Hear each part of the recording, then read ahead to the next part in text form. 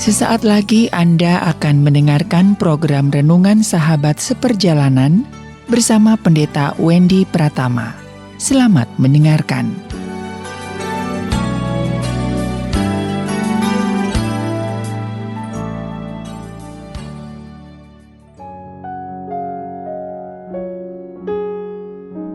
Selamat berjumpa kembali di dalam layanan audio Sahabat Seperjalanan. Hari ini adalah hari Senin 20 Desember 2021. Tema renungan dan saat teduh kita dengan judul Ditekan Tetap Melambung.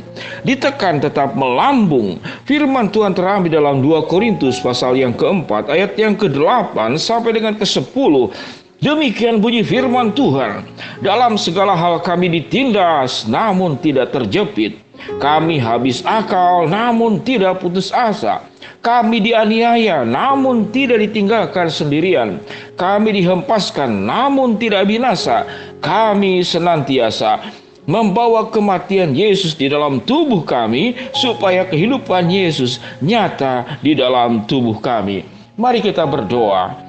Bapa yang di dalam sorga, biarlah mindset kami, cara berpikir kami bahwa kehidupan kami bukanlah kehidupan yang bahagia itu karena tidak ada masalah, namun kami bisa mengolah masalah dan menjadikan masalah sebagai sesuatu yang indah. Di dalam nama Tuhan Yesus kami berdoa, amin. Shalom sahabat seperjalanan yang dikasihi Tuhan. Ditekan tetap melambung.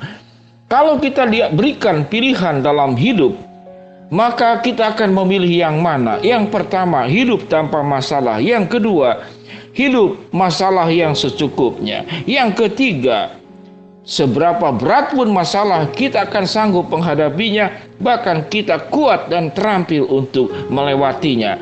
Sahabat seperjalanan yang dikasihi Tuhan, dari ketiga pilihan tadi, apa yang kita akan pilih? Hidup tanpa masalah, hidup dengan masalah secukupnya, atau hidup masalah seberat apapun kita terampil dan kuat mengolah masalah hidup, bahkan mengubah masalah itu menjadi keindahan. Sahabat seperjalanan, itu tinggal pilihan. Namun yang jelas, pilihan nomor 1 dan pilihan nomor 2 itu adalah pilihan yang seringkali tidak terjadi dalam kehidupan kita. Kita dari hari ke hari akan terus diperhadapkan kepada masalah, sehingga sebagian orang percaya itu kemudian mengeluh kepada Tuhan. Tuhan, aku sudah berdoa kepada Engkau supaya hidup ini masalahnya diperlingan, dan kalau bisa hidup tanpa masalah. Ternyata semakin berdoa, masalah tetap ada. Karena yang Allah sediakan bukanlah kehidupan yang tanpa masalah. Yang Allah sediakan adalah bagian yang ketiga. Allah memberikan kekuatan kepada kita menghadapi masalah seberat apapun. Allah membuat masalah yang terjadi dalam kehidupan kita menjadi sebuah keindahan. Itu adalah janji Tuhan. Kalau ternyata masalah yang terjadi dalam kehidupan kita ternyata tetap bukan menjadi keindahan buat kita, kita tetap tidak kuat untuk menghadapinya, itu artinya kita menghadapi masalah dengan tidak mempercayai Allah, tidak melibatkan Allah dalam kehidupan kita.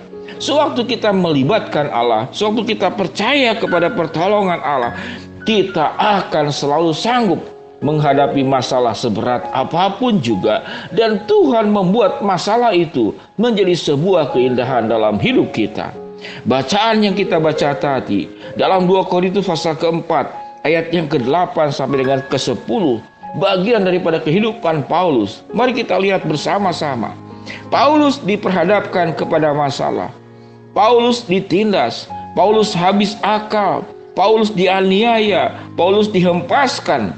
Bayangkan, ditindas, dihempaskan, dianiaya sampai habis akal. Paulus mengubah semua masalah itu menjadi sebuah keindahan. Lengkapnya ayat itu berkata demikian seperti bacaan kita tadi. Dalam segala hal kami ditindas, namun tidak terjepit. Kami habis akal, namun tidak putus asa. Kami dianiaya, namun tidak ditinggalkan sendirian. Kami dihempaskan, namun tidak binasa. Apa penyebabnya? Alkitab mengatakan di dalam ayat yang berikut. karena kami senantiasa membawa kematian Yesus di dalam tubuh kami, supaya kehidupan Yesus nyata di dalam tubuh kami. Yesus yang tidak perlu mengalami proses kelahiran manusia, Yesus yang tidak perlu mengalami penyaliban dan kematian, tetapi Yesus menempuh jalan tersebut. Mengapa? Karena Yesus ingin memberikan contoh kepada kita bahwa hidup kita itu manusia yang siogianya ada masalah. Masalah itu pun juga akibat dosa. Namun Allah yang tidak perlu terlibat dalam masalah memberikan contoh, memberikan teladan. Allah yang tidak perlu disentuh oleh masalah, Allah mengizinkan dirinya untuk disentuh oleh masalah. Allah mengizinkan dirinya untuk dianiaya. Allah mengizinkan dirinya di dalam diri Yesus untuk mengalami penyaliban. Apa artinya mengapa Allah di dalam diri Yesus Kristus mau datang ke dalam dunia? Tentu dengan tujuan. Sahabat seperjalanan yang dikasihi Tuhan, mari kita merubah kehidupan kita.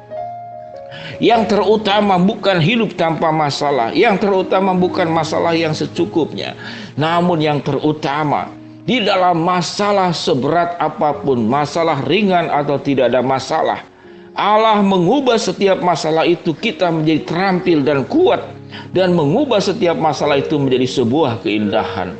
Bagian ketiga ini dibutuhkan iman percaya kita kepada Tuhan dan keyakinan kita kepada Tuhan, dan membuka hidup kita untuk dipengaruhi oleh Tuhan, dikendalikan oleh Tuhan, berjalan bersama dengan Tuhan menghadapi semua masalah yang ada. Sewaktu kita mempercayai Allah dan kita mau hidup berjalan bersama dengan Allah, maka Tuhan akan mengubah masalah itu menjadi berkat. Tuhan akan mengubah masalah itu menjadi permata. Tuhan akan mengubah masalah itu menjadi peluang-peluang kehidupan yang indah untuk kemajuan. Tuhan akan mengubah masalah menjadi penemuan-penemuan baru. Tuhan akan mengubah masalah membuat kita memiliki karakter yang terasah dan teruji. Dan Tuhan akan membuat masalah seperti penjelasan sebelumnya menjadi sebuah keindahan. Sahabat seperjalanan yang dikasihi Tuhan, seandainya bumi tidak ada gravitasi, maka mencelakakan hidup kita. Apa yang tercelaka? Yaitu tubuh kita, otot dan tulang kita akan habis. Otot kita tidak berfungsi, hilang otot kita lama-lama, tulang menjadi keropos. Dan kalau seandainya hidup itu tanpa gravitasi yang ada di bumi ini, kita akan kehilangan orang-orang yang kita cintai. Barang kita akan berterbangan di mana saja. Suami istri kita juga akan kemana-mana. Lalu kita mau cari di mana barang-barang tersebut? Gravitasi itu membuat semua barang itu pada tempatnya. Gravitasi itu membuat tubuh kita itu, sistem peredaran darah, sistem sel itu berfungsi dengan baik. Itu menurut bacaan yang saya lihat. Sahabat seperjalanan, jangan mencurigai masalah, jangan juga menantang masalah, jangan juga minta hidup tanpa masalah. Boleh-boleh saja, tetapi Allah sudah menyediakan. Semakin engkau ditekan, engkau akan semakin melambung. Masalah tidak akan menghempaskanmu. Masalah tidak akan membuat engkau kemudian terjerembab, tapi masalah membuat engkau akan melambung, semakin terbang tinggi bagaikan Raja Wali bersama dengan Allah. Hadapi masalah, karena di balik masalah ada berkat, di balik masalah ada permata, di balik masalah ada peluang, di balik masalah ada pembelajaran berharga yang semakin mendewasakan kita dan semakin membuat kita menjadi pribadi-pribadi yang teruji, dan semakin kita menjadi orang-orang yang ahli di dalam kehidupan berbagainya. Sahabat seperjalanan yang dikasihi Tuhan, jangan putus asa. Mindset dan cara berpikir kita yang perlu diubah. Mari kita berdoa. Bapa yang di dalam sorga, ya Tuhan, hamba-Mu berdoa buat para sahabat seperjalanan. Di tengah masalah yang sedang dihadapi, kami menjadi pribadi yang terasah dan teruji. Kami siap menghadapi masalah seberat apapun bersama dengan Tuhan.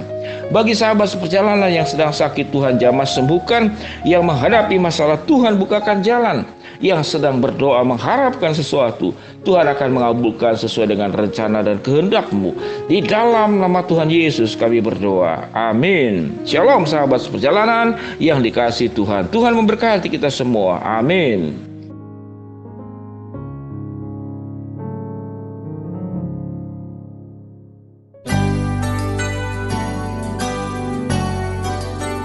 Anda baru saja mendengarkan program Renungan Sahabat Seperjalanan bersama Pendeta Wendy Pratama. Terima kasih atas perhatian Anda. Tuhan Yesus memberkati.